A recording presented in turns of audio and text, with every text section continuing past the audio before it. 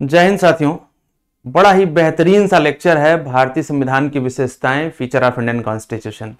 और आप यकीन मानिए जिस तरीके से परीक्षाओं की प्रवृत्ति बदल रही है, उनके अंदर जो प्रश्न पूछे जा रहे हैं, उनके क्वेश्चंस का जो नेचर चेंज हो रहा है, उसमें आपसे उम्मीद की जा रही है कि केवल आर्टिकल रटने से काम नहीं चलेगा, भाग आपको याद हो, अनुसूचियां याद हो, संविधान संशोधन याद हो, उससे काम नहीं चलेगा। आपको कॉन्सेप्ट पर अपनी पकड़ रखनी पड़ेगी, क्योंकि examiner is too clever. Concept से एक स्टेटमेंट उठाएंगे और एक स्टेटमेंट फैक्ट से उठाएंगे, दोनों आपस में मिक्स करके आपके सामने रख देंगे और फिर पूछेंगे कि कौन सा इसमें से सही है। मैक्सिमम आप देख रहे हैं कि क्वेश्चन आपके पेपर में कथन कारण वाले और मल्टी स्टेटमेंट के सवाल आने लगे हैं। तो ऐसे में ये जो चैप्टर आपका है, इसको आप बहुत ही तसल्ली से पढ़िए, बिल्कुल लास्ट तक आराम से वीडियो को देखिए, एक एक पॉइंट क्लियर होगा, इस बात की हमारी गारंटी है। और दूसरा जो सबसे अहम बात है वो ये है कि अप्रोच बिल्कुल बाइलिंगुअल होगी, इंग्लिश और हिंदी दोनों में आपको कंटेंट पूरा पूरा समझ में आएगा। धैर्य बनाए रखिएगा। और इस तरह से मैं आपको बता रहा हूं कि इस डिजिटल दुनिया में 100% बाइलिंगुअल कंटेंट यदि आपको कहीं मिलता है तो सिर्फ आपके अपने इस प्लेटफॉर्म पर मिलता है।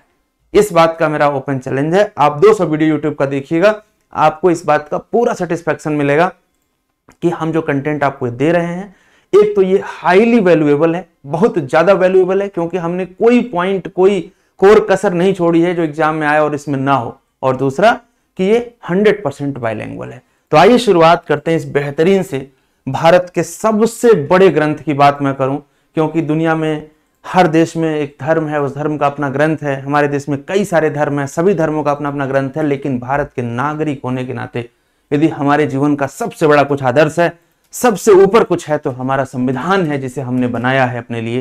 तो ऐसे में इस संविधान की क्या विशेषताएं हैं, यह जानना बहुत जरूरी है। कुछ पॉइंट आपको और बता दें। जैसे बहुत बार ऐसा होता है कि बोर्ड पर लिख करके पढ़ाया जाए, उसमें टाइम बहुत ज्यादा कंज्यूम होता है, बहुत ज्यादा टाइम कंज्यूम होता है। और हमारी कोशिश होती है कि हम आपको कम टाइम फ्रेम में अधिक से अधिक एग्जाम ओरिएंटेड कंटेंट दे पाए। इसलिए हमने जो एग्जाम में पूछे जाने वाले पॉइंट्स हैं, उनको कंप्यूटर टाइप कराया है और हम आपको इन पॉइंट को समझाते हुए आगे बढ़ते हैं। तो देखिए, सबसे पहले भारतीय संविधान की प्रमुख विशेषताएं क्या हैं, क्योंकि बहुत सारी विशेषताएं हैं, तो सभी तो हमारे लिए रिक्वायर्ड है ही नहीं है। कॉम्पिटिटिव एग्जाम के लिए क्या जो इंपॉर्टेंट है वो आपके सामने आएगा। सबसे पहला पॉइंट आप आज तक क्या पढ़ते आ रहे हैं कि लेंथीएस्ट रिटन कॉन्स्टिट्यूशन, दुनिया का सबसे बड़ा लिखित संविधान है। तो ये पॉइंट तो आप पढ़ते आ रहे हैं, लेकिन अब आज आपको ये समझाऊंगा कि इसके वास्टनेस का कारण क्या है। यानी कि ये दुनिया का सबसे बड़ा लिखित संविधान है, तो आखिर इसके इतने विशाल होने का कुछ कारण तो होगा। क्यों बाकी देशों में इतना बड़ा संविधान नहीं लिखा गया, क्यों भारत में लिखा गया? तो सबसे पहला पॉइंट आप इसमें समझेंगे कि जो भारत है, इसके अंदर बहुत ज्यादा विविधता है। यदि आप केरल से कश्मीर तक नजर डालें तो भाषाई विविधता आपको देखने को मिलती है, धार्मिक विविधता आपको देखने को मिलती है, भौगोलिक विविधता आपको देखने को मिलेगी, जातिगत विविधता आपको देखने को मिलेगी, बहुत सारी विविधताएं आपको देखने को मिलेंगी। तो जब कहते हैं कि विविधता में एकता को समाहित करना है, तो सबका ध्यान रखना पड़ेगा। और सबके ध्यान रखने के लिए हमने क्या कर दिया, जब सबके लिए हमने व्यवस्था बनाई तो ऐसे में लेंथ बढ़ती चली गई।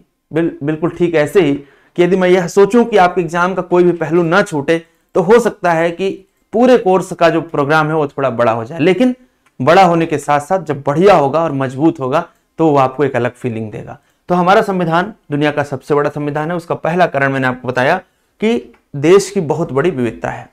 जो दूसरा और अहम पॉइंट है वो यह है कि भारत सरकार अधिनियम 1935 जो बना था, उसका सबसे अधिक प्रभाव पड़ा भारत के संविधान पर, क्योंकि हमने अधिकांश हिस्सों को उठा करके वहां से अपने संविधान में रखा। और वह जो अधिनियम था वह ऑलरेडी बहुत बड़ा था।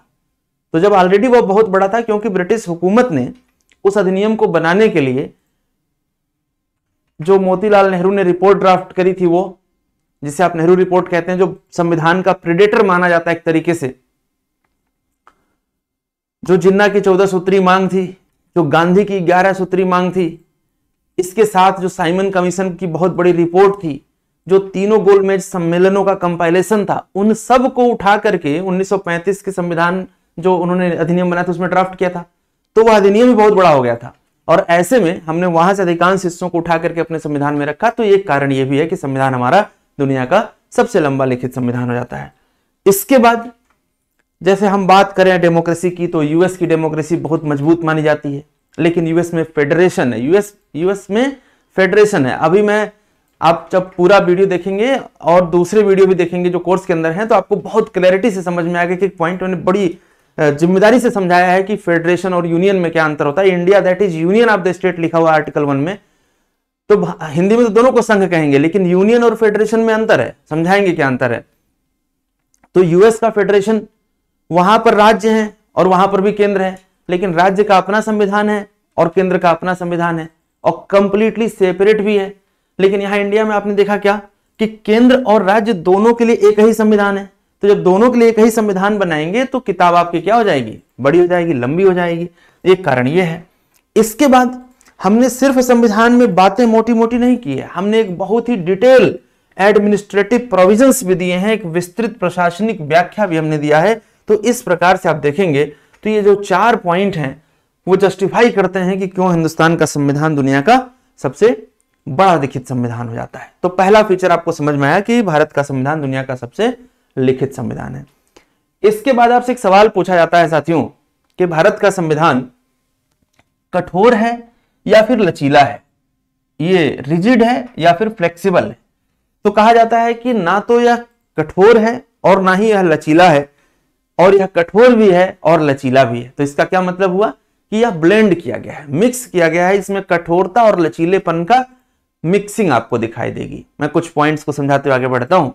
जैसे कि हम बात करते हैं आर्टिकल 368, जिसमें संविधान के अंदर कोई भी संशोधन आप कर सकते हैं, क्योंकि देश बदलेगा, संभावनाएं बदलेंगी, आने वाले समय में जीवन में बहुत कुछ बदलता रहता है।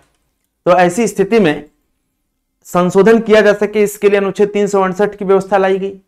लेकिन अब इसमें भी देखेंगे कि कुछ विषयों पर ऐसी व्यवस्था दी गई जिसमें संशोधन करने के लिए आपको संसद के अंदर एक विशेष बहुमत की आवश्यकता होगी, स्पेशल मेजॉरिटी की आवश्यकता होगी। स्पेशल मेजॉरिटी में 2/3 majority of the members of each house present and voting and then majority of the total member of each house. इसका मतलब क्या हो गया कि स्पेशल मेजॉरिटी में कहा गया कि संसद में जितने भी लोग वहां लोकसभा में बैठे हुए हैं, राज्यसभा में बैठे हुए हैं, उनके 2/3 हिस्से से लोग सहमत हों और वोट करें, स्पेशल मेजॉरिटी हो गई। लेकिन इसी में एक क्लॉज और डाला गया कि कुछ विषय ऐसे भी होंगे जिनमें केवल 2/3 मेंबर प्रेजेंट एंड वोटिंग से नहीं बात बनेगी। थोड़ा मैं आपको और समझाऊं, जब मैं आपको मेजॉरिटी पढ़ाऊंगा तो वहां पर समझाऊंगा कि स्पेशल मेजॉरिटी क्या है, एब्सोल्यूट मेजॉरिटी क्या है, विशेष बहुमत क्या है और सिंपल बहुमत क्या है, साधारण बहुमत क्या है। लेकिन अभी आप ये समझें कि मैं कह रहा हूं कि कुछ ऐसे विषय हैं, जैसे जीएसटी में आपको संशोधन करना पड़ा, टैक्स में संशोधन करना पड़ा, इनडायरेक्ट टैक्स में, या इसी प्रकार से कोई ऐसा मुद्दा जिसमें राज्यों की सहमति जरूरी है, तो स्पेशल मेजॉरिटी तो चाहिए ही चाहिए, लेकिन उसमें आधे से अधिक राज्यों का स्टेट रेटिफिकेशन भी चाहिए, आधे से अधिक राज्य उस पर सहमत हो, यानी कि 14 से अधिक या 14 या उससे अधिक राज्य सहमत हो। इसका मतलब क्या हो गया कि यहां पर कठोरता दिखाई दे रही है, इन दोनों क्लॉज में कठोरता दिखाई दे रही है कि कोई भी कानून भारत में बनेगा, यदि वो बहुत ज्यादा वैल्यूएबल कानून है या भारत के ऊपर उसका प्रभाव बहुत ज्यादा है, तो वह कानून इतनी आसानी से संसद में पास नहीं हो पाएगा। लेकिन वहीं पर जब हम बात करते हैं साधारण बहुमत की, जैसे हम बात करते हैं सिंपल अमेंडमेंट्स की, सिंपल मेजॉरिटी की, तो सिंपल मेजॉरिटी में क्या है, 50% प्लस प्रेजेंट एंड वोटिंग की बात हम करते हैं। कोरम यदि पूरा है तो 50% प्लस प्रेजेंट एंड वोटिंग की बात करेंगे। लेकिन अब इसके लिए आपको ये सब स्पेशल और स्टेट रेटिफिकेशन की जरूरत नहीं। जैसे मान लीजिए भारत में कोई नया राज्य का निर्माण करना है, 2 राज्यों की सीमाओं को अल्टर करना है, किसी राज्य का नाम बदलना है, ऐसे बहुत सारे मुद्दे हैं। तो ऐसी स्थिति में आपको साधारण बहुमत की आवश्यकता पड़ती है। तो यहाँ इसका मतलब क्या होगा, यहाँ पर बहुत लचीले हम हो गए। तो यदि हम अपनी बात को समझाने की कोशिश करें, कंक्लूड करें अपनी बात को, तो एक तरफ हमें कई जगहों पर संविधान बहुत कठोर दिखाई देता है और दूसरी जगहों पर बहुत लचीला दिखाई देता है। तो इन दोनों का मिक्सचर है, ब्लेंड है। अगला जो पॉइंट है ये बहुत ही ज्यादा महत्वपूर्ण है। इस पॉइंट से आप एग्जाम में क्वेश्चन निश्चित रूप से आते हैं और आप आराम से एकदम तसल्ली से पढ़ते हुए समझिएगा। जहां पर भी असुविधा हो कमेंट करके मुझे, मैसेज करके मुझे जरूर पूछिएगा, जरूरत पड़े तो वीडियो कॉन्फ्रेंस में पूछिए। क्या कहा जा रहा है, कहा जा रहा है कि फेडरल सिस्टम विथ यूनिटरी बायस, ये वाला टॉपिक से आपके एग्जाम में सवाल पक्का मिलता है। आए दिन सवाल छपा रहता है और गारंटी इस बात की है कि इस क्लास से बाहर कुछ भी नहीं आएगा इस टॉपिक से। फेडरल सिस्टम विथ यूनिटरी बायस का मतलब क्या है, ये घबराना नहीं है, बहुत तसल्ली से समझना है, एक एक टर्म को समझना है। फेडरल सिस्टम विथ यूनिटरी बायस, एकात्मक पूर्वाग्रह वाली संघीय प्रणाली, ये भारत के संविधान की हम बात कर रहे हैं। भारत के संविधान में फेडरेशन का कॉन्सेप्ट तो दिखता है, फेडरेशन के कॉन्सेप्ट की बेसिक बातें हम आपको बता दें, वैसे तो बहुत सारी बातें हैं, जब हम फेडरल सिस्टम पर आते हैं, संघात्मक व्यवस्था पर आते हैं, तो बहुत सारे फैक्टर्स हैं, लेकिन एक जो सबसे कॉमन फैक्टर है, यदि कोई कंट्री फेडरल है, संघीय प्रणाली है, तो उसमें जो शक्तियां हैं कानून बनाने की, वह केंद्र और राज्यों के बीच में स्पष्ट बटी रहेंगी। Distribution of the powers between centre and state, ये इंडिया में भी देखने को मिलता है। भारत के संविधान में कुल 12 अनुसूचियां हैं, जिसमें से जो 7th शेड्यूल है, 7th अनुसूची है आपकी, उसमें 3 लिस्ट बनाई गई है, संघ सूची है, राज्य सूची है और समवर्ती सूची है, स्टेट लिस्ट है, यूनियन लिस्ट और कंकरेंट लिस्ट है। और वहां पर स्पष्ट लिख दिया गया कौन कौन से विषयों पर केंद्र कानून बनाएगा, कौन कौन से विषयों पर राज्य कानून बनाएगा और किस पर दोनों बना सकते हैं। लेकिन अब यहां पर समझिएगा कि जिन विषयों पर केंद्र कानून बना सकती है और राज्य भी कानून बना सकती है, यानी कि जो समवर्ती सूची में है, यदि किसी विषय पर दोनों ने कानून बनाया है तो केंद्र वाला कानून भारी पड़ेगा। इसका मतलब क्या है कि बंटवारा तो हुआ है, लेकिन पावर किसकी तरफ ज्यादा झुका हुआ है, सेंटर की तरफ ज्यादा झुका है, सेंटर ज्यादा पावरफुल है। दूसरा पहलू कि यदि देश में इमरजेंसी हो तो जो राज्य के विषय हैं उस पर भी कानून बनाने का अधिकार किसके पास चला जाएगा, केंद्र के पास चला जाएगा। यहां पर आप देखेंगे कि क्या हो रहा है, स्ट्रॉन्ग सेंटर हो रहा है।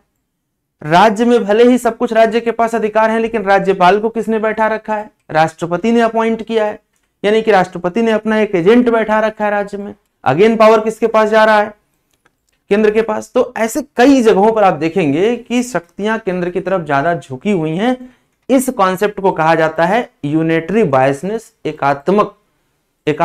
जो मजबूत संघ है वो एकात्मकता की तरफ ले जा रहा है, यूनिटरी नेचर की तरफ इसको ले जा रहा है। ठीक है, तो इसी बात को हमने इस कंटेंट पर समझाने की कोशिश आपको की है कि देखिए फेडरेशन का मतलब हमने क्या कहा कि 2 गवर्नमेंट सिस्टम होगा, केंद्र भी है राज्य भी है।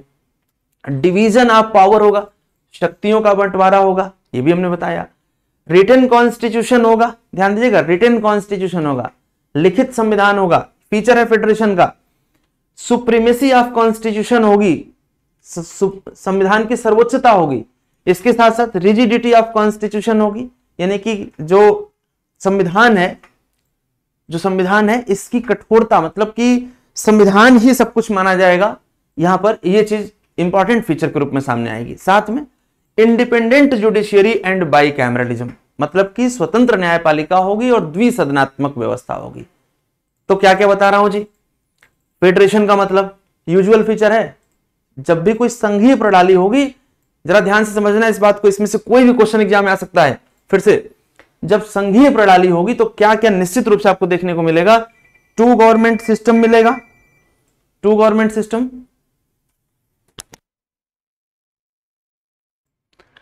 आगे बढ़ते हैं, division of powers. Division of powers का मतलब शक्तियों का बंटवारा, ये फीचर्स हैं, एग्जाम में क्वेश्चन मिलेगा। रिटन कॉन्स्टिट्यूशन, लिखित संविधान, supremacy of constitution, rigidity of constitution, independent judiciary और साथ में बाइक। तो देखो भारत के संसद में 2 हाउस हैं, लोकसभा एंड राज्यसभा। ये बता रहा है कि बाइकैमरलिज्म की बात हम कर रहे हैं, यानी कि इंडिया जो है वो फेडरल नेचर में है, लेकिन कंप्लीट फेडरल है या क्वासी फेडरल है या यूनिटरी है, वो आगे भी क्लियर हो जाएगा। थोड़ा और आगे बढ़ते हैं। कहा जा रहा है कि the Indian constitution also contains a large number of unitary और नॉन फेडरल फीचर। इस पॉइंट को भी समझिएगा, भारत के संविधान में फेडरल फीचर तो हैं, संघात्मक विशेषताएं तो हैं, लेकिन यूनिटरी एकात्मक और साथ में जो नॉन फेडरल नेचर है, भाई यूनिटरी हो गया तो नॉन फेडरल हो गया, तो उसमें कौन कौन से फीचर दिखाई देते हैं जो सेंटर को बहुत मजबूत करते हैं। ये पॉइंट मैं आपको समझाना चाह रहा था कि स्ट्रॉन्ग सेंटर यानी कि केंद्र की मजबूती पर जो बात करते हैं। कैसे, सबसे पहला कि सिंगल कॉन्स्टिट्यूशन, कंप्लीटली फेडरल होता तो राज्य का अपना संविधान होता और केंद्र का अपना संविधान होता, लेकिन यहां पर एक ही संविधान है तो सेंटर को मजबूत करता है। सिंगल सिटीजनशिप, एकल नागरिकता, यदि यही चीज मान लीजिए दोहरी नागरिकता होती अमेरिका के जैसे, यूएसए में क्या है, राज्य की नागरिकता भी है और केंद्र की नागरिकता भी है, तो फिर वो कंप्लीट फेडरल स्ट्रक्चर को शो करता। समझ में आ रहा है ना, आप हमें कमेंट करके जरूर बताइएगा। फ्लेक्सिबिलिटी ऑफ कॉन्स्टिट्यूशन, यानी कि हमारा संविधान बहुत फ्लेक्सिबल है।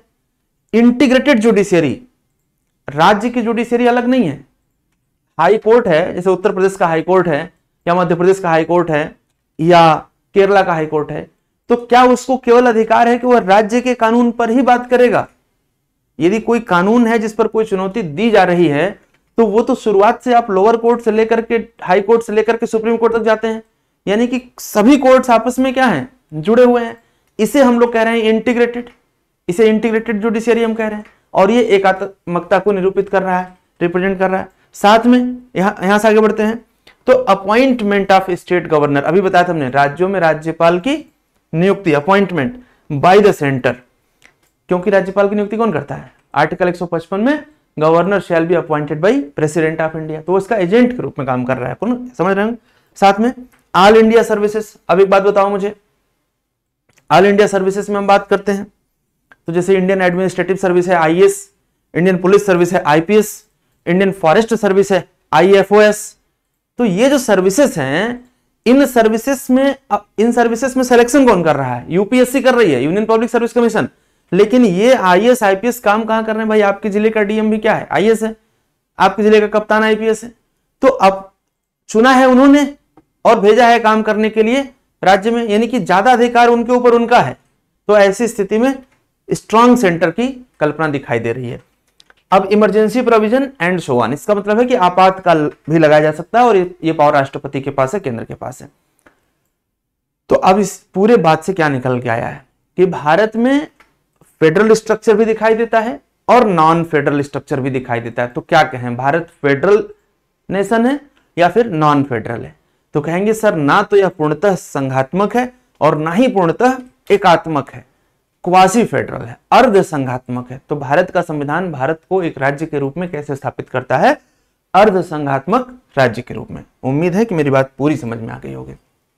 ठीक है, अभी थोड़ी देर में मैं आपको इतना क्लियर कर दूंगा इसको कि आप किसी भी स्थिति में एग्जाम दीजिए, आपका एक भी प्रश्न इस टॉपिक से गलत नहीं होगा, चाहे पेपर जिस नेचर का बन जाए। बस आप मेरी बात को ध्यान से समझिएगा, क्योंकि नोट आपको कुछ करना ही नहीं है। हमने इस कंटेंट को इसीलिए बाईलैंग्वेज और हर एक उस पॉइंट को साथ में रखा है जो पॉइंट आप एग्जाम में पूछा जा सकता है। तो आपको नोट नहीं करना है, ये एज इट इज आपको पीडीएफ मिल जाएगी। और पीडीएफ किस फॉर्मेट में मिलेगी आप देख सकते हैं, जो मैं पढ़ा रहा हूं पूरा का पूरा एज इट इज।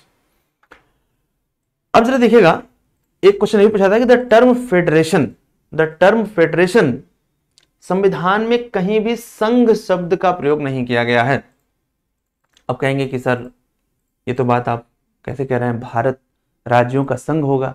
लेकिन साथियों, जो ओरिजिनल ड्राफ्टिंग है वो अंग्रेजी की है, और अंग्रेजी में मैं कह रहा हूं कि जो टर्म यूज हुआ है वो यूनियन हुआ है। क्या हुआ है? यूनियन। अब हिंदी में तो मान लो दोनों को संघ कह रहे हैं तो वह एक अलग पहलू हो गया, लेकिन यूनियन टर्म यूज हुआ है। इंडिया के लिए फेडरेशन टर्म यूज नहीं हुआ है। ठीक है। Article 1 on the other hand describe India as a union of the states. क्या कह रहा हूं मैं? भारत राज्यों का संघ होगा, लेकिन यहां पर इस संघ का मतलब फेडरेशन नहीं है, यूनियन है। याद रखिएगा। आप कहेंगे सर कुछ अंतर है क्या? हाँ बेटा, बहुत ज्यादा अंतर है। यूनियन और फेडरेशन दोनों अलग अलग टर्म्स हैं, तो दोनों में अलग अलग मतलब है। इंडिया में यूनियन यूज हुआ है, फेडरेशन यूज नहीं हुआ है। Indian federation is not the result of an agreement. मतलब कहने का है कि जो यूनियन टर्म यूज हो रहा है इसके दो अर्थ हैं। क्या अर्थ है भाई? पहला अर्थ ये निकल के आ रहा है कि इंडिया जो फेडरेशन के रूप में आपको दिखाई दे रहा है वह राज्यों और केंद्र के बीच में किसी समझौते का परिणाम नहीं है। Try to know once again this particular point कि India is not the result of an agreement between centre and state. यानी कि राज्य और केंद्र के बीच में कोई समझौता नहीं है कि ऐसे ऐसे चलेगा। संविधान बना है केंद्रीय स्तर पर और वो सब पर लागू है। इसका मतलब क्या हो गया कि किसी भी राज्य को केंद्र से अलग होने का अधिकार नहीं है। No state has the right to secede from federation. इसका मतलब है कि किसी भी स्थिति में भारत का कोई भी राज्य भारत संघ से अलग नहीं हो सकता है। यह पॉइंट आप समझिएगा। नागालैंड हो, मणिपुर हो, जो अलगाववाद की बात करते हैं वह यह क्लियरली समझ लें कि हिंदुस्तान का संविधान आपको अलग होने की इजाजत नहीं देता है। यदि ऐसे में आप कानून व्यवस्था के साथ खिलवाड़ करेंगे तो कानून व्यवस्था को कंट्रोल करने के लिए जो आवश्यक कदम उठाने पड़ेंगे वो उठाए जाएंगे। यानी कि भारत का कोई भी राज्य भारत संघ से अलग नहीं हो सकता है। ठीक है जी, तो ये पॉइंट आपको ध्यान में रखना है जो इंडिया के यूनियन होने के बारे में बात करता है। अब साथियों, जो ये वाला पेज है आपके स्क्रीन का, यह पेज यदि मैं कहूं कि अभी तक आपने जो पढ़ा है, कॉन्सेप्ट पढ़ा है, फैक्ट के पॉइंट ऑफ व्यू से, फैक्ट के पॉइंट ऑफ व्यू से यह पेज अभी तक के कंटेंट में सबसे ज्यादा महत्वपूर्ण है, सबसे ज्यादा महत्वपूर्ण है।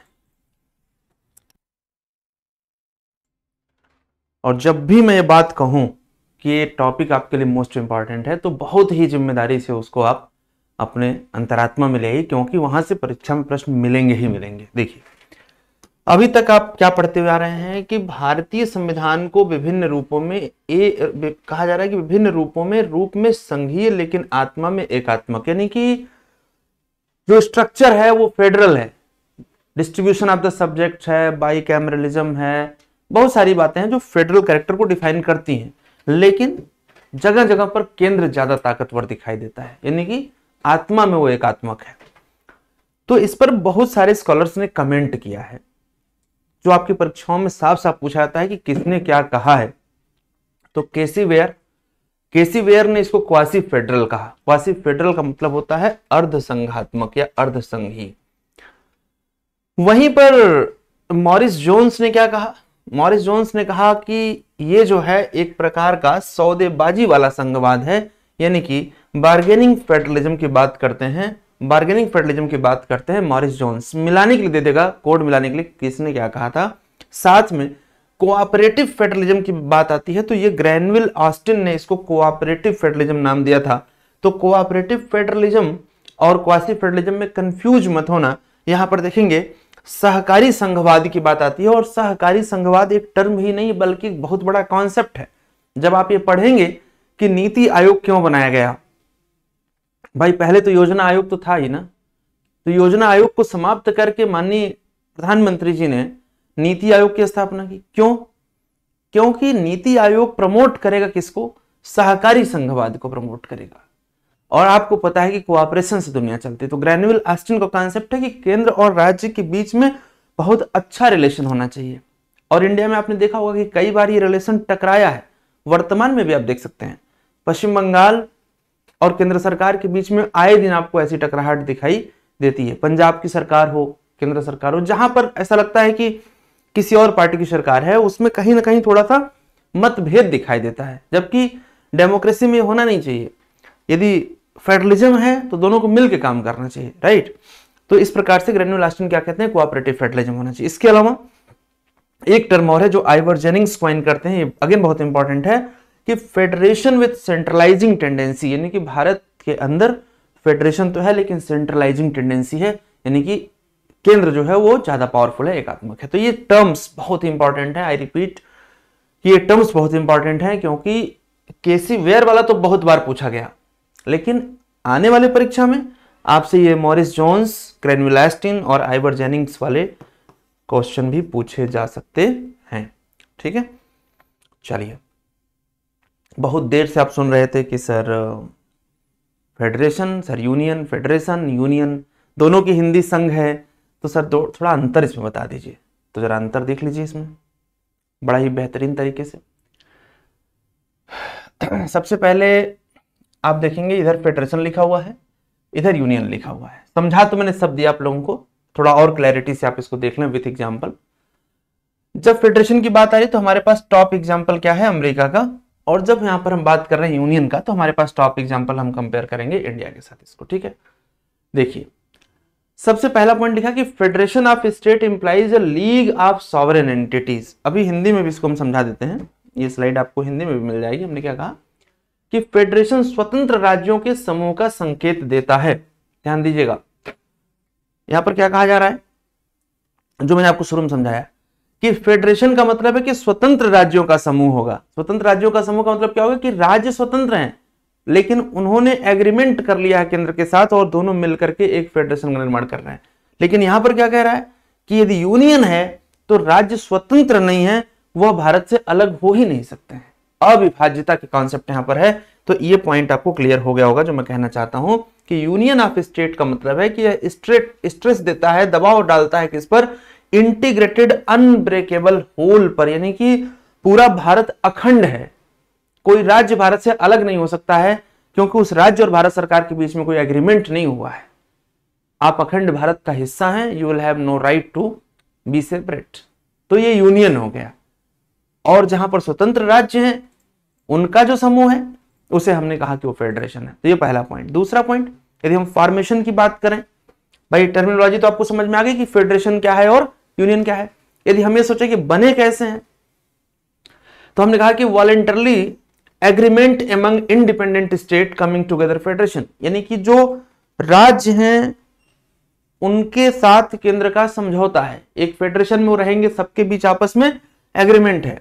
लेकिन यहां पर कैसे, created by the centre, states derive existence from the union, है ना। तो ये केंद्र के द्वारा बनाए गए हैं।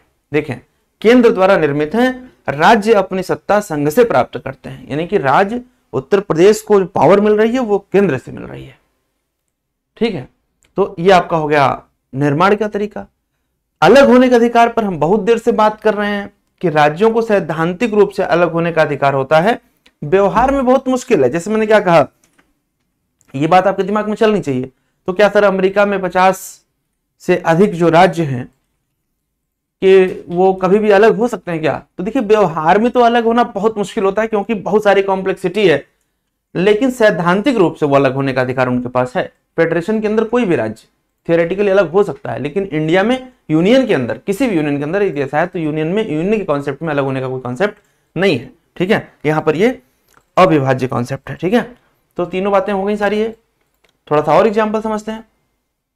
जब स्टेट बाउंड्रीज की हम बात करते हैं, यानी किसी फेडरेशन के अंदर, तो fixed by constitution, centre can not unilaterally alter, यानी कि जो राज्यों का अपना संविधान है उसके अंदर केंद्र कभी भी अल्टरेशन नहीं कर सकती है, यानी कि छेड़छाड़ नहीं कर सकती है। जैसे अमेरिका के राज्यों का जो अपना संविधान है उस संविधान में केंद्र कभी छेड़छाड़ नहीं कर सकती है। लेकिन इंडिया में parliament can alter boundaries, names or create new states, यानी कि भारत में संविधान कहता है कि किसी भी राज्य के नाम में यदि परिवर्तन करना है, उसकी सीमा में परिवर्तन करना है या कोई नया राज्य बनाना है, तो यह पावर किसके पास है? यह पावर पार्लियामेंट के पास है, देश की संसद के पास है। और संसद का मतलब क्या हो गया? केंद्र सरकार। डिवीजन ऑफ पावर्स, तो डिवीजन ऑफ पावर्स की बात करते हैं तो फेडरेशन के अंदर जो पावर है वो रिजिड है and enumerated list, supremacy clause for conflict दिए गए हैं। लेकिन जब हम इंडिया या यूनियन की बात करते हैं तो यहां पर ये फ्लेक्सिबल है, यूनियन लिस्ट डोमिनेट करता है, यानी कि केंद्र ज्यादा ताकतवर हो जाता है with residuary power to centre, यानी कि जो बची हुई शक्तियां हैं, जो अवशिष्ट शक्तियां हैं, जो किसी भी स्थिति में केंद्र के पास रहेंगी तो बताएंगे कि केंद्र क्या हो रहा है, केंद्र ज्यादा ताकतवर हो रहा है।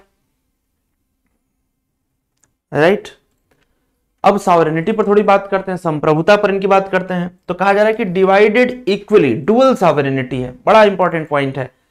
सेंटर की अपनी सॉवरेनिटी है, संप्रभुता है। संप्रभुता का मतलब क्या होता है कि हमारे कार्यों में कोई बाहरी दबाव या किसी और का हस्तक्षेप नहीं होगा, हम इंडिपेंडेंट हैं अपने काम को करने में।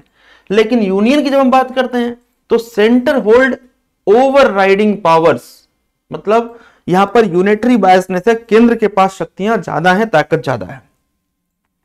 अमेंडमेंट पावर की बात करें तो requires state ratification for federal changes, यदि फेडरल चेंज आप कर रहे हैं तो वहां पर फेडरेशन के अंदर स्टेट का रेटिफिकेशन आवश्यक है। लेकिन यहां पर सिंपल मेजॉरिटी फॉर मोस्ट, यानी कि साधारण बहुमत की आवश्यकता बहुत जगहों पर है। नो मैंडेटरी स्टेट कॉन्सेंट, बहुत सारे मामलों में स्टेट का कॉन्सेंट जरूरी नहीं है। फॉर एग्जाम्पल नया स्टेट ही बनाना हो तो यह काम सिंपल मेजॉरिटी से हो जाएगा। हाँ, कुछ मामलों में हमने कहा कि जैसे यदि कोई ऐसा विषय है जैसे टैक्स का सब्जेक्ट है, तो टैक्स के स्ट्रक्चर में आप यदि परिवर्तन कर रहे हैं, खास करके ऐसे टैक्स जो राज्य लगा रहे हैं, राज्य को अधिकार लगाने का, और उसमें केंद्र यदि लगाना चाहे, विषय ही इधर उधर कर रहे हैं, तो उसमें स्टेट रेटिफिकेशन की आवश्यकता पड़ सकती है। ठीक है, फिर भी हमने क्या कहा कि यहां पर सिंपल मेजॉरिटी को पावर सिंपल मेजॉरिटी से बहुत सारे काम हो जाएंगे। इसका मतलब है कि राज्य की शक्तियां थोड़ी कमजोर हो रही हैं। ठीक है, तो एग्जाम्पल हमने दे ही दिया दोनों का, और आपको फेडरेशन और यूनियन में हमने अंतर बता दिया। इंग्लिश और हिंदी में दोनों ही बातें लिखी हुई हैं, हमने इंग्लिश और हिंदी दोनों को समझाने की कोशिश की है। फिर भी यदि कोई कंफ्यूजन हो तो आप हमसे कॉन्सेप्ट की क्लैरिटी के लिए बात कर सकते हैं। ठीक है, तो भारतीय संविधान के विशेषताओं में हमने लिखित संविधान पर चर्चा कर ली, हमने सिटीजनशिप पर चर्चा कर लिया, हमने बात आपसे फेडरल स्ट्रक्चर पर किया जो कि बहुत ही ज्यादा महत्वपूर्ण है। अब हम बात कर रहे हैं भारत की शासन प्रणाली के बारे में, जो कि कहता है कि इंडिया में पार्लियामेंट्री फॉर्म ऑफ गवर्नमेंट होगा। इसका क्या मतलब है भाई, बड़ा इंपॉर्टेंट है क्वेश्चन। देखिए जरा, यहां पर मैं आप लोगों से पहले एक बात बताता हूं कि कई बार आपकी परीक्षाओं में यह पूछा जाता है, देखो पार्लियामेंट का मतलब आप क्या समझते हैं, थोड़ा पार्लियामेंट का मतलब समझ लीजिए। पार्लियामेंट का मतलब आप समझ लीजिए, जब आपसे कहा जाएगा कि भैया भारत की संसद, भारत की पार्लियामेंट, तो जब आप पार्लियामेंट का नाम लेते हैं, तो पार्लियामेंट का जब आप नाम लेते हैं तो आपके सामने 3 स्ट्रक्चर्स दिखाई देते हैं। कौन कौन से 3 भाई? आप कहते हैं कि सर इसमें एक तो प्रेसिडेंट होगा, एक तो प्रेसिडेंट होगा, इसमें प्रेसिडेंट जो होगा वो इंटीग्रल पार्ट होगा किसका, संसद का, प्रेसिडेंट होगा। प्रेसिडेंट के साथ साथ आप ये कहते हैं कि सर प्रेसिडेंट तो संसद का पार्ट है ही है, अब इसमें सर 2 हाउसेस होंगे। कौन से 2 हाउसेस? एक आप कहेंगे कि सर लोकसभा, एक आप कहेंगे कि लोकसभा, और दूसरा आप कहेंगे कि सर राज्यसभा। ठीक बात है, लोकसभा और आपने कहा कि सर राज्यसभा, राज्यसभा। अब यहां पर जब आपने ये पूरा सिस्टम कहां से लिया है, आपने ये पूरा सिस्टम लिया है ब्रिटेन से, पार्लियामेंट्री सिस्टम हमने लिया है ब्रिटेन से, लेकिन थोड़ा अंतर है दोनों में, दोनों में थोड़ा अंतर है। इस स्लाइड से जो मैं आपको बता रहा हूं वो बहुत ज्यादा महत्वपूर्ण है। इंडिया में प्रेसिडेंट का इलेक्शन होता है, ध्यान से समझना हमारी बात को, कि भारत में यदि हम भारत में बात करें तो भारत में राष्ट्रपति क्या होता है, निर्वाचित होता है। इस बात को ध्यान से समझना, भारत में राष्ट्रपति निर्वाचित होता है, लेकिन इंग्लैंड में ये वंशानुगत चल रहा है, वहां पर जो क्वीन है वो हेरिडेटरी सिस्टम में है। तो इसीलिए आप कहते हैं कि इंडिया एक रिपब्लिक है। क्या है? India is a republic country. India is a republic country. इस पॉइंट को ध्यान से समझिएगा। What is the meaning of India is a republic? India is a republic country, यानी कि भारत एक गणतंत्र देश है। कैसा देश है भाई? गणतंत्र है। और यहां पर मतलब क्या निकलता है इस बात का, बहुत सारे लोग इस पर कंफ्यूज रहते हैं, हमारे बहुत सारे साथी इस बात पर कंफ्यूज रहते हैं कि सर इसका जरा मतलब बता दीजिए कि इस रिपब्लिक का मतलब क्या है। तो साथियों आज से याद रखना है कि हेड ऑफ द स्टेट, जो राज्य का प्रमुख है, राज्य यहां पर, अब राज्य जो मैं बोल रहा हूं वो भारतीय संविधान में भारत के लिए जो टर्म यूज किया गया है वो राज्य किया गया है, स्टेट किया गया है, कैपिटल STATE। ये पूरे भारत को रिप्रेजेंट कर रहा है। बाकी जो आपके यूपी, MP, बिहार ऐसे वाले राज्य हैं, इनको टेक्निकल टर्म में हम प्रोविंस कहते हैं, प्रांत कहते हैं। तो जब हम राज्य कहेंगे तो राज्य कोई भी लॉ मेकिंग बॉडी हो सकती है, लेकिन यहां पर हम इंडिया की बात कर रहे हैं। तो जब हम कहेंगे कि हेड ऑफ द स्टेट, तो इंडियन कॉन्स्टिट्यूशन के अंदर जो स्टेट टर्म यूज किया जा रहा है वो इंडिया के लिए, तो हेड ऑफ द स्टेट कौन होता है इंडिया में? हेड ऑफ द स्टेट होता है प्रेसिडेंट। ये बड़ा कंफ्यूजिंग पॉइंट है और बहुत सारे लोग इस पर गलत करते हैं। तो आपको मैं समझाता हूं कि आपके एग्जाम में पूछे कि भारत में हेड ऑफ स्टेट कौन है, तो हेड ऑफ स्टेट, देखो ध्यान से समझना इस बात को।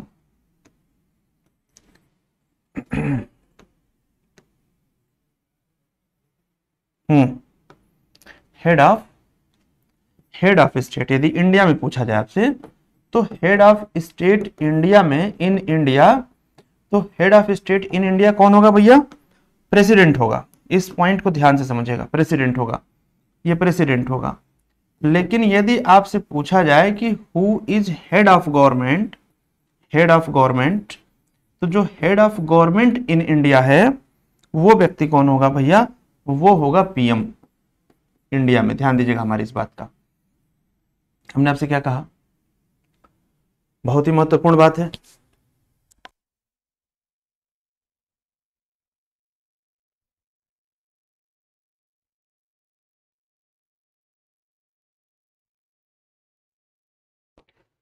तो हेड ऑफ स्टेट हमने बताया प्रेसिडेंट इन इंडिया है, और हेड ऑफ गवर्नमेंट कौन है? पीएम है। अब यहां पर आप समझेंगे कि जब किसी भी स्टेट का जो हेड है वो इलेक्टेड होता है, यानी कि भारत में हमने कहा आपसे कि जो राष्ट्रपति है, इस पॉइंट को जरा फिर से समझिएगा क्योंकि बहुत अहम पॉइंट पर आप हैं। भारत में राष्ट्रपति की क्या हो रही है? राष्ट्रपति निर्वाचित है। जब राष्ट्रपति निर्वाचित है तो हमने कहा कि भारत एक कैसा देश है? भारत एक गणतंत्र है। लेकिन इंग्लैंड में हमने कहा कि वहां पर हेरिडेटरी प्रोसेस चल रहा है। तो अब देखें, जरा तुलना करते हैं। इंग्लैंड के अंदर लोकसभा को क्या कहा जा रहा है? House of Commons. House of common आप कह रहे हैं इसको, क्या कह रहे हैं भैया? हाउस ऑफ कॉमन कह रहे हैं, हाउस ऑफ कॉमन्स। और राज्यसभा को आप क्या कह रहे हैं? House of Lords, House of Lords कह रहे हैं। तो ये पॉइंट आपके ध्यान में रखना पड़ेगा आपको कि हाउस ऑफ लॉर्ड्स और हाउस ऑफ कॉमन, ये दोनों कॉन्सेप्ट हम कहां से लेके आ रहे हैं? यूके से लेकर के आ रहे हैं। तो मोटे तौर पर आप अपना पार्लियामेंट्री प्रोसेस कहां से लिए हैं? यूके से लिए हैं। लेकिन अब आते हैं इस मुद्दे पर कि एक्चुअल में सर पार्लियामेंट्री सिस्टम का मतलब क्या होता है, कितने पॉइंट पर हम इसको डिफाइन कर सकते हैं। एक बेहतर सा कॉन्सेप्ट लेकर के समझने की कोशिश करते हैं कि क्या है पार्लियामेंट्री सिस्टम का फीचर। तो हमने आपको भी head of the government, head of the state और साथ में लोकसभा और राज्यसभा के बारे में थोड़ा बेसिक सब बताया है, ध्यान में रखेंगे उसको। बढ़ते हैं आगे, देखिए एक एक पॉइंट क्या कहा जा रहा है। सबसे पहला पॉइंट हिंदी में देखना पहले, फिर इंग्लिश में आते हैं। जैसा कि मैंने बताया है कि बिल्कुल तनाव नहीं लेना है, हिंदी और अंग्रेजी दोनों में हमने बेहतरीन तरीके से कंटेंट आपके लिए तैयार किए हैं। देखिए पहला पॉइंट कह रहा है कि भारत के संविधान ने अमेरिकी राष्ट्रपति प्रणाली के बजाय ब्रिटिश संसदीय प्रणाली को अपनाया है। तो ये इस लाइन में दो पॉइंट है। पहला पॉइंट ये है कि अमेरिका में कैसी प्रणाली है, तो वहां पर प्रेसिडेंशियल फॉर्म ऑफ गवर्नमेंट है, अमेरिकी राष्ट्रपति प्रणाली है। भारत में कैसा है? यहां पर पार्लियामेंट्री फॉर्म ऑफ गवर्नमेंट है, और यही फॉर्म ऑफ गवर्नमेंट ब्रिटेन में भी है। दूसरा क्या कह रहा है कि संविधान न केवल केंद्र में बल्कि राज्यों में भी संसदीय प्रणाली स्थापित करता है, यानी कि भारत के राज्यों में भी संसदीय प्रणाली व्यवस्था है। भारत में संसदीय सरकार की विशेषताएं क्या क्या है, यह एक अहम पॉइंट है। तो यह आपका एक सब हेडिंग बनता है, और यह बड़ा इंपॉर्टेंट हेडिंग बनता है, ध्यान से समझिएगा। हमने कहा आपसे कि भारत में जो फीचर है, the feature of parliamentary form of government in India are, क्या क्या है फीचर। सबसे पहला फीचर कह रहा है कि presence of nominal and real executive, presence of nominal and real executive. यहां पर नॉमिनल एग्जीक्यूटिव और रियल एग्जीक्यूटिव ये आपको दिखाई देगा। मेजॉरिटी पार्टी रूल, मतलब कि जो पार्टी मेजॉरिटी में आएगी, आपको पता है 50% प्लस 1 सीट आप गेन कर लीजिए तो आप सरकार बना लेंगे। इसके बाद जो सबसे अहम और वेल डिफाइन, सबसे ज्यादा प्रभावी डिफिनीशन है पार्लियामेंट्री फॉर्म की, वो क्या है कि collective responsibility of the executive to the legislature. This is very very important point, यही आपके एग्जाम में बार बार पूछा जाएगा। क्यों? देखिए अब ध्यान से समझिएगा। हमने आपसे क्या कहा थोड़ी देर पहले, हिंदी में देखिए, कार्यपालिका का विधायिका के प्रति सामूहिक उत्तरदायित्व। अब यहां पर बात समाप्त नहीं होगी, अब यहां पर बात तब समाप्त होगी जब पहले आप ये समझें कि एग्जीक्यूटिव क्या है, लेजिस्लेचर क्या है और जुडिशियरी क्या है। बहुत सारे लोग इसी पर कंफ्यूज हैं कि सर ये क्या है भैया। तो सर ये है, ध्यान से समझना, कि जब हम बात करते हैं इंडिया में, तो आपने कहा कि सर एक जो है वह लेजिस्लेचर है, और एक आपने कहा कि सर ये एग्जीक्यूटिव है, और एक आपने कहा कि सर ये जुडिशियरी है। अब हिंदी में सर इसको क्या कह दें? सर इसको न्यायपालिका कह दें, थोड़ा शॉर्ट में लिख दे रहे हैं, कोई दिक्कत नहीं है। सर इसको कार्यपालिका कह देते हैं, और सर इसको विधायिका कह देते हैं। ठीक है, बहुत बढ़िया, विधायिका कह देते हैं। अब बहुत क्लियर सी बात है, हमने आपसे कहा कि इसका जो काम है कानून बनाना है। लेजिस्लेचर का काम क्या है? कानून बनाना। तो इसमें कौन शामिल हो गया जी? लोकसभा हो गई, राज्यसभा हो गई। यदि हम यहां बात करें स्टेट्स में, तो स्टेट लेजिस्लेचर हो गया। स्टेट लेजिस्लेचर्स में क्या क्या हो गया? विधानसभा हो गई, विधान परिषद हो गया। और यदि विधान परिषद नहीं है तो कोई बात नहीं है, केवल विधानसभा हो गया। लेकिन आप कहेंगे कि सर कानून बनाने में तो राष्ट्रपति का भी रोल है, राज्यपाल का भी रोल है। तो यस, बिल्कुल आप सही समझ रहे हैं इस बात को कि इंडिया में एग्जीक्यूटिव हेड तो प्रेसिडेंट है। कौन है भाई? प्रेसिडेंट है। लेकिन प्रेसिडेंट को हमने क्या कहा? प्रेसिडेंट को हमने कहा कि आप साइन करेंगे, कानून बनेगा, बिना आपकी सिग्नेचर नहीं बनेगा। एग्जीक्यूटिव हेड आर्टिकल 53 कहता है कि all executive power vested in president of India. लेकिन वहीं आर्टिकल 74 में क्या कहा गया कि there shall be a council of minister, एक मंत्री परिषद होगी जो राष्ट्रपति को क्या करेगी? सलाह देगी, आर्टिकल 74 में। तो ऐसे में हमने कहा कि राष्ट्रपति की सलाह के लिए एक काउंसिल ऑफ मिनिस्टर्स होंगी जिसको चेयर करेंगे, चेयर्ड बाई प्राइम मिनिस्टर। कौन चेयर करेगा? Chaired by prime minister. तो पूरी काउंसिल ऑफ मिनिस्टर के साथ प्रधानमंत्री और काउंसिल ऑफ मिनिस्टर्स ये सब मिलकर के एडवाइज करेंगे प्रेसिडेंट को। प्रधानमंत्री की जिम्मेदारी होगी। आर्टिकल 78 में कहा गया है कि all information must be inform to the president by the prime minister of India. और prime minister of India Bharat का कैसा है? ये अपॉइंटेड है, ध्यान दीजिएगा, नियुक्त है। कौन नियुक्त कर रहा है? राष्ट्रपति। भारत के प्रधानमंत्री का चुनाव नहीं होता भारत में, याद रखना। भारत के प्रधानमंत्री की क्या होती है? नियुक्ति होती है, आर्टिकल 75 में। तो अब ध्यान समझना कि कानून बनाने में ये लोग तो थोड़ा बहुत शामिल हैं, क्योंकि मंत्री जो है वो क्या है? मंत्री पार्लियामेंट का मेंबर है। नेसेसरली वह जरूरी नहीं कि जब वो मंत्री बना तभी मेंबर हो, लेकिन 6 महीने के अंदर उसे मेंबरशिप लेनी पड़ेगी इधर हाउस से। तो इसका मतलब क्या हो गया कि कानून बनाने में वैसे तो लोकसभा राज्यसभा का बड़ा रोल है, लेकिन इसी लोकसभा राज्यसभा के मेंबर के रूप में ये मंत्री भी हैं। तो देख रहे हैं कि कुछ हिस्से में एग्जीक्यूटिव जो है वह लेजिस्लेचर का पार्ट है, लेकिन लेजिस्लेचर एक अलग चीज हो गई है और एग्जीक्यूटिव अलग चीज हो गई। हमने आपको सरकार बना करके जिम्मेदारी दी है कि आप देश चलाइए। जब हम सरकार कह रहे हैं, इस पॉइंट को ध्यान से समझना कि जब हम सरकार कह रहे हैं तो बेसिकली हमने पीएम की बात करी है। हेड ऑफ द गवर्नमेंट है, ये हेड ऑफ द गवर्नमेंट है। अब देखो ध्यान से समझना इस बात को कि जब हेड ऑफ द गवर्नमेंट है पीएम, तो सरकार की बात जब भी होगी, head of the government in India, तो केंद्रीय स्तर पर यदि हम बात करेंगे तो हेड ऑफ द गवर्नमेंट कौन है भारत का? प्रधानमंत्री है। तो यदि आप सरकार नहीं चला पा रहे हैं तो आप इस्तीफा दे दीजिए। आपने सरकार चलाने के लिए और भी मंत्री बनवा रखे हैं, यानी कि ये पीएम और ये काउंसिल ऑफ मिनिस्टर मंत्री परिषद मिलकर के ये पूरा क्या है? सब सरकार है। तो सरकार हमने आपको देश चलाने के लिए दिया है। यदि आप कुछ गलत करेंगे तो हम आपसे जवाब भी पूछेंगे, कौन जवाब पूछेगा? हम पूछेंगे। We the people of India. And we the people of India कहां बैठे हैं जी? लोकसभा में डायरेक्टली बैठे हैं। तो we the people of India, हम भारत के लोग आपसे जवाब पूछेंगे। तो जो काउंसिल ऑफ मिनिस्टर है या जिसे आप मंत्री परिषद कह रहे हैं, इस मंत्री परिषद से हम जवाब पूछेंगे। और इस मंत्री परिषद को चेयर कौन कर रहा है? प्रधानमंत्री। तो इस मंत्री परिषद से हम जवाब पूछेंगे भैया, और जवाब पूछेंगे कि आप बताइए देश में जो आप कर रहे हैं वो कैसा काम कर रहे हैं।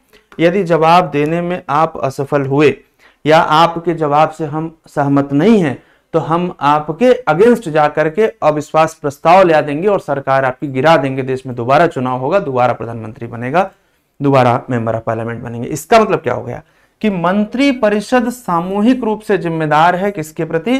लोकसभा के प्रति। लोकसभा के प्रति मंत्री परिषद क्या है? उत्तरदायी है। क्या है भाई? उत्तरदायी है।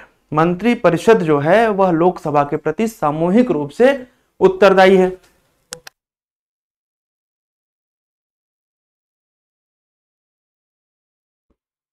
मंत्री परिषद किसके प्रति उत्तरदायी हो गई? लोकसभा की।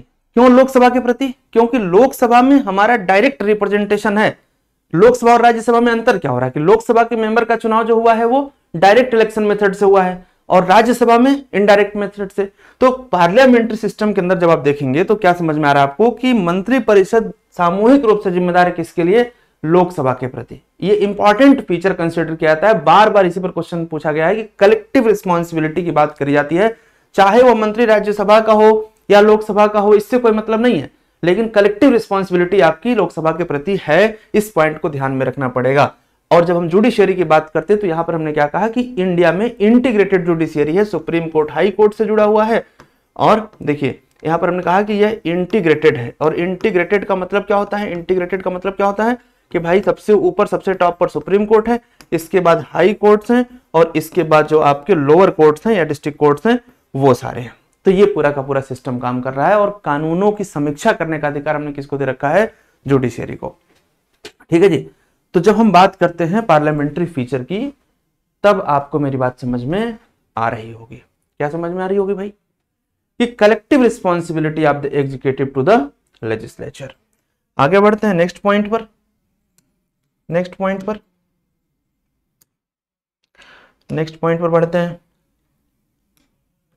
चलिए नेक्स्ट पॉइंट पर बात करते हैं कि membership of the minister in the legislature. हमने कहा कि जो मंत्री हैं वह लेजिस्लेचर में मेंबर होंगे, जैसे आपके गृह मंत्री हैं, आपके रेलवे मिनिस्टर हैं, वो किसी न किसी हाउस के मेंबर जरूर होंगे। याद रखिएगा, लोकसभा या राज्यसभा कहीं के भी हो सकते हैं, एंड इवन प्रधानमंत्री भी लोकसभा या राज्यसभा का कहीं का भी मेंबर हो सकता है।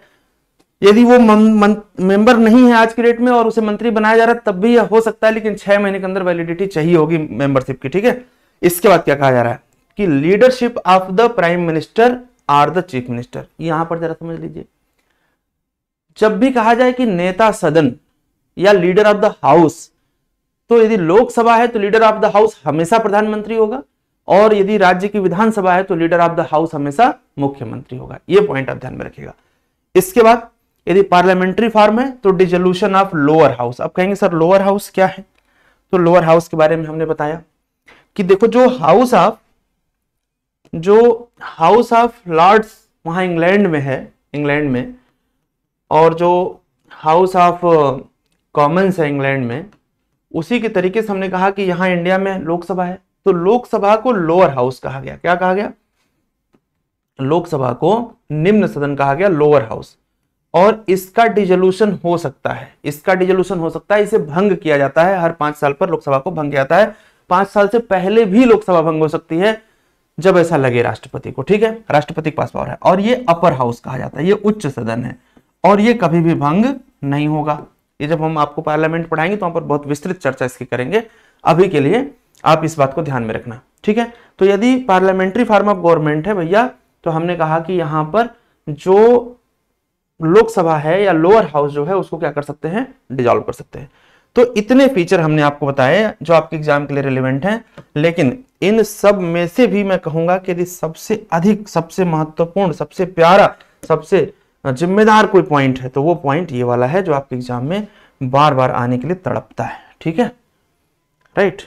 कोई कंफ्यूजन हो मुझे बताइएगा।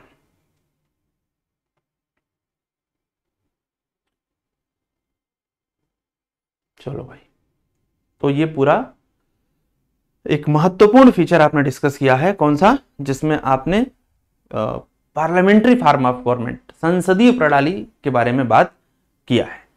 इससे पहले एक बहुत महत्वपूर्ण फीचर आपने डिस्कस किया है जिसमें आपने बात किया है किसकी? आपने बात किया है फेडरल स्ट्रक्चर के बारे में बात किया है। ठीक है।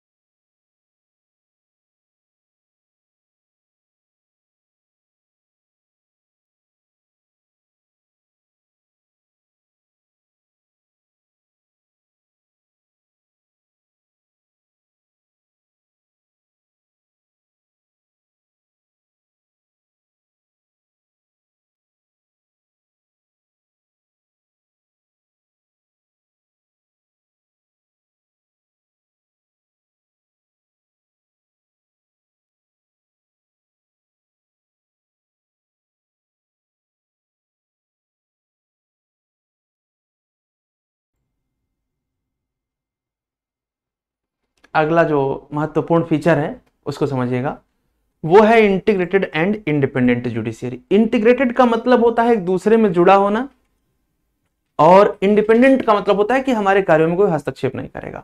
तो एक दूसरे से जुड़े होने के बारे में जो हम आपको समझाना चाह रहे हैं वो ये समझाना चाह रहे हैं कि सबसे टॉप पर सुप्रीम कोर्ट है, सुप्रीम कोर्ट के नीचे सारे हाई कोर्ट्स हैं, यानी कि हाई कोर्ट्स को जो भी गाइडलाइंस आएंगी वो सुप्रीम कोर्ट से आएंगी, और हाई कोर्ट के नीचे जितने भी डिस्ट्रिक्ट कोर्ट्स या फिर आप इनको लोअर कोर्ट्स कह लीजिए, ये सारे हैं। और इस प्रकार से ये सब एक दूसरे में जुड़े हुए हैं, यानी कि इन सबको ऊपर से नीचे की तरफ कमांड आ रही है और इनके कार्यों में हस्तक्षेप नहीं है, तो ये इंडिपेंडेंट है। और अगला जो अहम पॉइंट है वो ये कह रहा है कि ये जो कोर्ट्स हैं ये दोनों ही, केंद्र और राज्य दोनों ही कानूनों को लागू करने के लिए बनाए गए हैं। मतलब यहां पर आप जब जाएंगे किसी मामले को लेकर के, तब आप ये नहीं देखेंगे कि यह कानून केंद्र का है कि यह कानून आपके अपने राज्य का है। आप किसी भी कानून के समस्या को लेकर के इन कोर्ट्स में जाते हैं। तो ऐसी स्थिति में हमने क्या कहा कि इंडिया के संविधान ने भारत में एक इंटीग्रेटेड और एक इंडिपेंडेंट जुडिशियल सिस्टम को स्टैब्लिश किया है।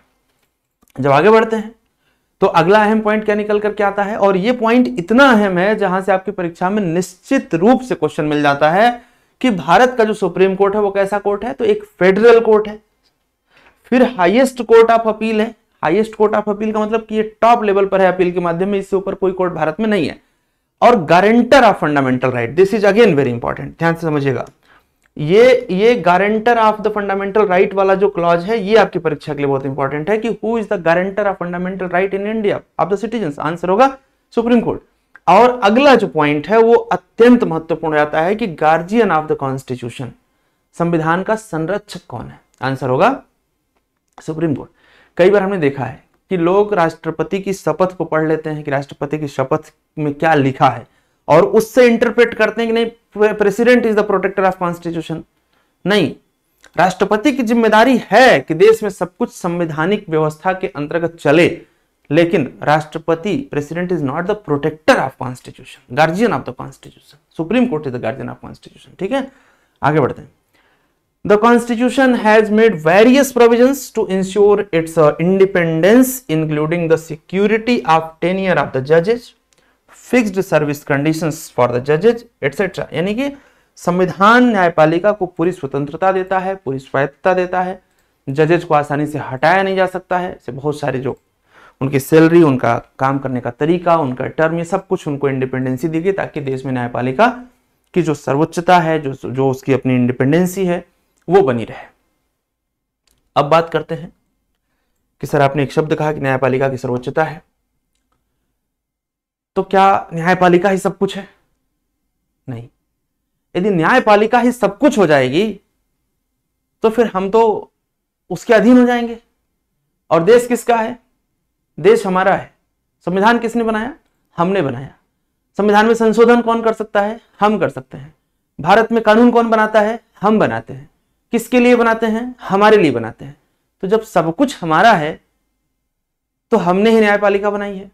लेकिन न्यायपालिका हमने बनाई और हमने ही संसद बनाई है, उस संसद में हम ही कानून बना रहे हैं। तो यदि संसद को हम एकदम से टॉप लेवल पर ले जाके रख दें तो संसद में तानाशाही शुरू हो जाएगी। यदि न्यायपालिका को सबसे ऊपर रख देंगे तो उसमें तानाशाही हो जाएगी। तो ऐसा करते हैं, दोनों को ब्लेंड करते हैं, दोनों की सॉवरेनिटी और सुप्रीमेसी का एक बढ़िया मिक्सचर तैयार करते हैं। कैसे? कहा जा रहा है कि the doctrine of sovereignty of parliament is associated with the British parliament while the principle of judicial supremacy is with of the American supreme court. मतलब कहने का यह है कि संसद के कार्यों में न्यायपालिका हस्तक्षेप नहीं करेगी। इस पॉइंट को ध्यान से समझिएगा कि लोकसभा के अंदर जो कार्यवाही चल रही है उसमें न्यायपालिका हस्तक्षेप नहीं करेगी। लोकसभा की कार्यवाही, राज्यसभा की कार्यवाही उनके अपने नियमावली से चल रही है, और जो वहां पर बैठा हुआ प्रिसाइडिंग ऑफिसर है, लोकसभा अध्यक्ष हो या राज्यसभा का चेयरपर्सन हो, वो उसके लिए जिम्मेदार है कि वहां पर कार्यवाही जो हो रही है वो नीतिगत हो रही है कि नहीं हो रही है। यानी कि संसद इस मामले में क्या हो रही है? संप्रभु हो जा रही है। हम स्वायत्त हो गए, अपने कार्य को हम करेंगे, उसमें न्यायपालिका हस्तक्षेप नहीं करेगी। लेकिन यदि कोई ऐसा कानून हमने बनाया, अभी इस पॉइंट को आगे मैं समझाने जा रहा हूं कि प्रोसीजर एस्टेब्लिश बाय लॉ और ड्यू प्रोसेस ऑफ लॉ में क्या डिफरेंस है। यदि हमने कोई कानून बनाया और उस कानून की स्थिति ऐसी है कि वह किसी भी कंडीशन में असंवैधानिक हो जा रहा है, यानी कि संविधान के बनाई हुई व्यवस्था के अनुरूप नहीं है, तो सुप्रीम कोर्ट के पास एक पावर है जिसे हम कहते हैं जुडिशियल रिव्यू, न्यायिक समीक्षा। ये कॉन्सेप्ट भी हमने यूएस के कॉन्स्टिट्यूशन से लिया है। और जुडिशियल रिव्यू करके सुप्रीम कोर्ट क्या कर सकती है? उस कानून को नल एंड वाइड, शून्य डिक्लेयर कर सकती है। ठीक है, ये पॉइंट आप ध्यान में रखिएगा। तो इस प्रकार से हम देखें तो इसका मिक्सचर है कि कोई भी कानून बनाने का अधिकार किसको है? संसद को। और ये अनन्य अधिकार है, बिल्कुल कानून हम कोई बना सकते हैं, लेकिन उन कानूनों की समीक्षा करने का अधिकार किसको दे दिया? सुप्रीम कोर्ट को दे दिया। तो चेक एंड बैलेंस वाली पॉलिसी है। ठीक है। The American constitution provides due process of law against the procedure establish by law content in the Indian constitution. This is very important point कि भारत के संविधान में कहा गया है, भारत के संविधान में कहा गया है कि प्रोसीजर स्टैब्लिश बाय लॉ होगा, प्रोसीजर स्टैब्लिश बाय लॉ होगा, जापान से हमने लिया था। और अमेरिकन कॉन्स्टिट्यूशन में क्या दिखता है, ड्यू प्रोसेस ऑफ लॉ दिखता है। अब ये वाला टर्म आपको परेशान कर रहा होगा कि सर ये क्या है, तो इसीलिए आपको यहां पर पढ़ना है जहां आप पढ़ रहे हैं, क्योंकि मुझे यह पता है कि आपको किस टर्म पर परेशानी आएगी और किस प्रश्न पर बहुत ही क्लैरिटी की जरूरत होगी, आपको स्पष्टता की जरूरत होगी। तो प्रोसीजर स्टैब्लिश बाय लॉ और ड्यू प्रोसेस ऑफ लॉ में क्या डिफरेंस है मैं आपको समझाता हूं, लेकिन उससे पहले आप एक पॉइंट जरूर सोचिए अपने मन में, एक पॉइंट अपने मन में सोचिए कि क्या जो फंडामेंटल राइट्स आपको मिले हैं, या जो शुरू में संविधान लिखा गया जो फंडामेंटल राइट्स आपको मिले, क्या वही वो अंतिम सारे अधिकार हैं जो जीवन जीने के लिए प्राकृतिक रूप से जरूरी हैं? आंसर होगा कि नहीं सर, बहुत कुछ ऐसे अधिकार हैं जो किताबों में संविधान में नहीं लिखे, लेकिन एक गरिमामयी जीवन जीने के लिए वो अधिकार भी होना जरूरी है, ऐसा नेचर का मानना है। यानी कि हम ये कह सकते हैं कि जो फंडामेंटल राइट है वह नेचर में कॉन्स्टिट्यूशनल राइट होने के बजाय नेचुरल राइट कहना ज्यादा जरूरी होगा, उनको ज्यादा स्पष्ट होगा। मानव जीवन गरिमापूर्ण हो, स्वतंत्रता हो, हमारी हमें एहसास कर पाए कि हम एक खूबसूरत और हैप्पी लाइफ जी रहे हैं, इसके लिए हमें लिबर्टी मिलनी चाहिए, इक्वलिटी मिलनी चाहिए, फ्रीडम मिलना चाहिए, बहुत कुछ मिलना चाहिए। और ये सब केवल उस किताब में लिखे हुए चंद अधिकारों से नहीं मिलेगा। बहुत सारे अधिकार ऐसे हैं जो नेचुरल जस्टिस पर डिफाइन होंगे। ये डिफरेंस समझना, कहते नहीं कि ऐसा होना नहीं चाहिए था, हाँ उनको अधिकार तो है लेकिन उन्हें ऐसा करना नहीं चाहिए था। तो जब आप ये बातें करते हैं ना, तो इसका मतलब क्या हो गया कि वहां पर आप कुछ नेचुरल जस्टिस की बात कर रहे होते हैं। तो इस कंडीशन में यहां पर डिफरेंस क्रिएट हो रहा है प्रोसीजर स्टैब्लिश बाय लॉ और ड्यू प्रोसेस ऑफ लॉ में। हम थोड़ा आपको अंतर स्पष्ट करते हैं।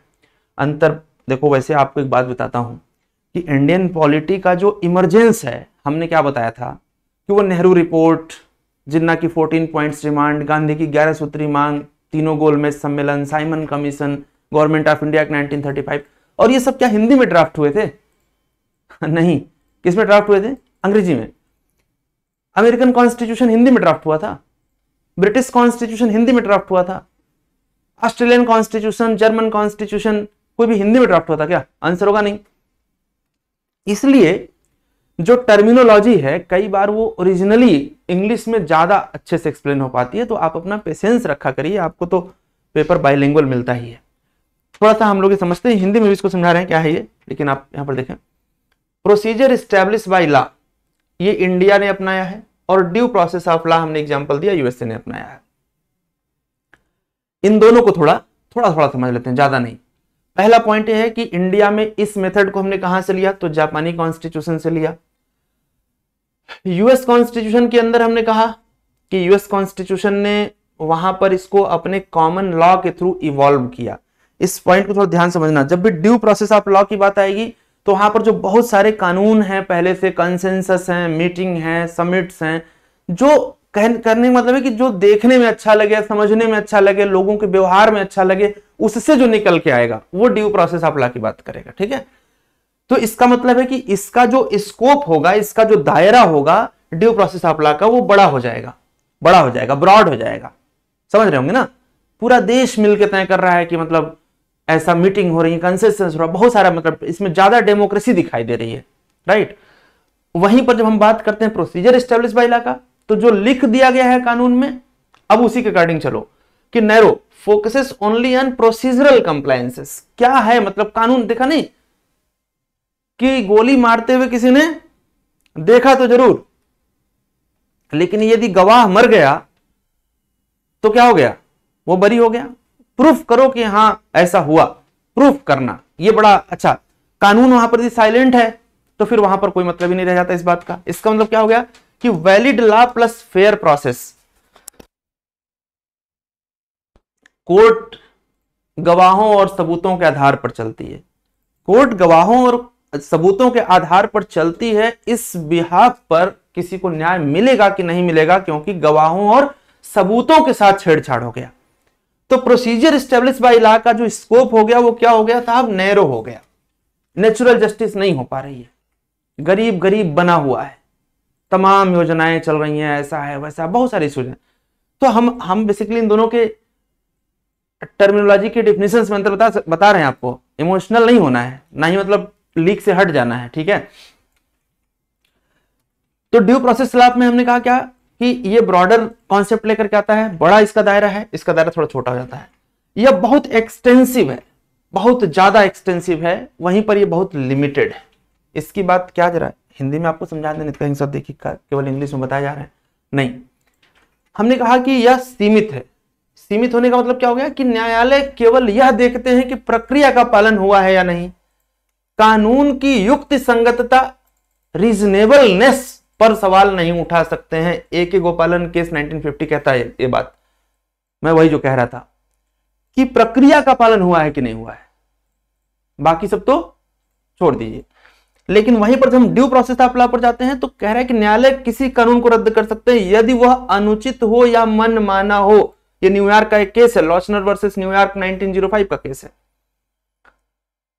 तो इसका मतलब क्या हो गया कि ड्यू प्रोसेस ज्यादा नेचुरल दिखाई दे रहा है as comparison to procedure establish by law की। वैधता के परीक्षण पर जब बात करेंगे तो कह रहा है कानून समक्ष विधायिका द्वारा बनाया गया हो और प्रक्रिया का पालन किया गया हो। यह बड़ा इंपॉर्टेंट पॉइंट है। जब आप जुडिशियल रिव्यू करते हैं किसी केस का सुप्रीम कोर्ट के अंदर, तो सुप्रीम कोर्ट को देखने का पावर क्या है? सुप्रीम कोर्ट को देखने का पावर है कि जो बनाया गया कानून है कहीं वो कॉन्स्टिट्यूशनल वायलेशन तो नहीं कर रहा है, कॉन्स्टिट्यूशन के बेसिक डॉक्ट्रिन को कहीं वायलेट तो नहीं कर रहा है, फंडामेंटल राइट को तो वायलेट नहीं कर रहा है, बस इतना ही देखता है। लेकिन जब हम बात करते हैं ड्यू प्रोसेस ऑफ लॉ का, तो कह रहा है कि कानून या प्रक्रिया की मौलिक न्याय और निष्पक्षता का उल्लंघन नहीं करना चाहिए, प्राकृतिक न्याय के सिद्धांतों को शामिल करता है। This is very important point. Due process of law में हमेशा नेचुरल जस्टिस को प्रायोरिटी पर रखा जाएगा।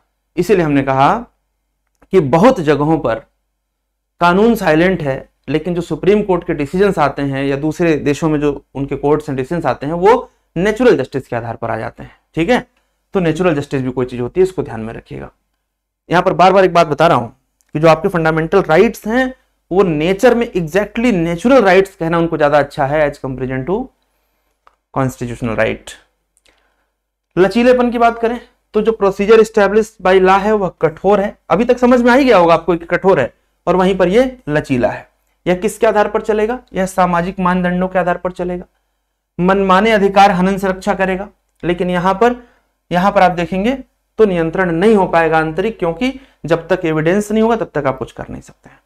स्वतंत्रता पर प्रभाव की बात करें तो कार्यपालिका की मनमानी कार्यवाही से सुरक्षा देता है, परंतु खराब कानूनों से नहीं, और यहां पर समग्र सुरक्षा प्रदान करता है। यानी कि ड्यू प्रोसेस ऑफ लॉ बड़ा है, ब्रॉडर है, प्रोसीजर एस्टैब्लिश बाय लॉ छोटा है।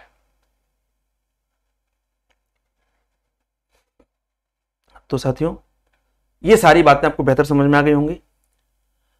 अब भारतीय संविधान की विशेषताओं के संदर्भ में ये अंतिम विशेषताएं बहुत सारी हैं। फंडामेंटल राइट भी एक विशेषता है, डीपीएसपी भी एक विशेषता है, सिटीजनशिप भी एक विशेषता है। तो वो सब तो आगे बहुत सारे वीडियो में डिस्कस होगा अलग अलग चैप्टर में।